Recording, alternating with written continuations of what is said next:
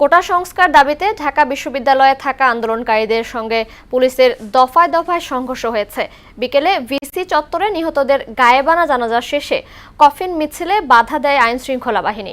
এ সময় কয়েক round sound grenade নিক্ষেপ করে তারা। এদিকে সরকারি বেসরকারি বিশ্ববিদ্যালয় বন্ধ ঘোষণার পর হল ত্যাগের নির্দেশনা নিয়ে উত্তেজনা ছড়িয়ে পড়েছে। বিস্তারিত জানাচ্ছেন নাসির উদ্দিন। পূর্ব ঘোষণা অনুযায়ী কোটা আন্দোলনে নিহতদের জন্য ভিসি চত্বরের সামনে গায়েবানা জানাজা করেন শিক্ষার্থীরা। তবে কফিন মিছিল করার সময় পুলিশের বাধার মুখে পড়ে তারা। এ সময় কয়েক রাউন্ড সাউন্ড গ্রেনেড নিক্ষেপ করে আইনশৃঙ্খলা বাহিনীর সদস্যরা। এতে পণ্ড হয়ে যায় কফিন মিছিল।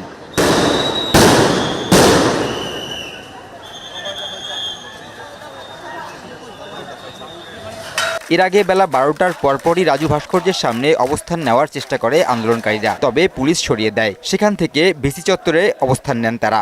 শহীদুল্লাহ হলের দিক থেকে শিক্ষার্থীদের একটি মিছিল টিএসসিতে জমায়েত হতে চাইলে পুলিশ বিজেপি সদস্যরা শিক্ষার্থীদের ধাওয়া দেন। এ সময় সাউন্ড গ্রেনেডের শব্দ পাওয়া যায়।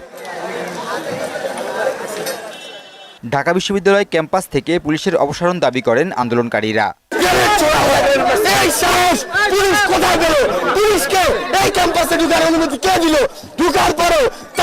শিক্ষার্থীদের উদ্দেশ্য করে গ্রেনেড মারার সাহস এবং অনুমতি কার থেকে পেল?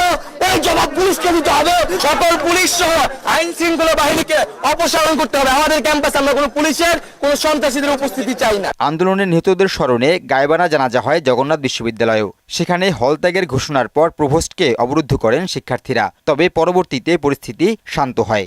সুদবিহীন ব্যাংকিংয়ে আত্মশুদ্ধির পথ এনআরবিসি ব্যাংকের ইসলামিক ব্যাংকিং আল আমিন।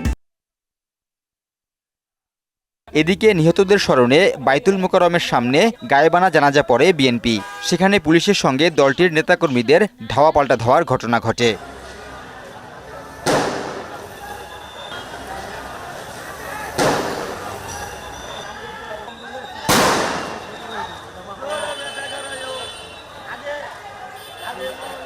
সহিংস কোটা আন্দোলনে শিক্ষার্থীদের নিরাপত্তা বিবেচনায় সারা দেশে সরকারি বেসরকারি বিশ্ববিদ্যালয় এবং স্কুল কলেজের শিক্ষা কার্যক্রম অনির্দিষ্টকালের জন্য বন্ধ ঘোষণা করেছে কর্তৃপক্ষ।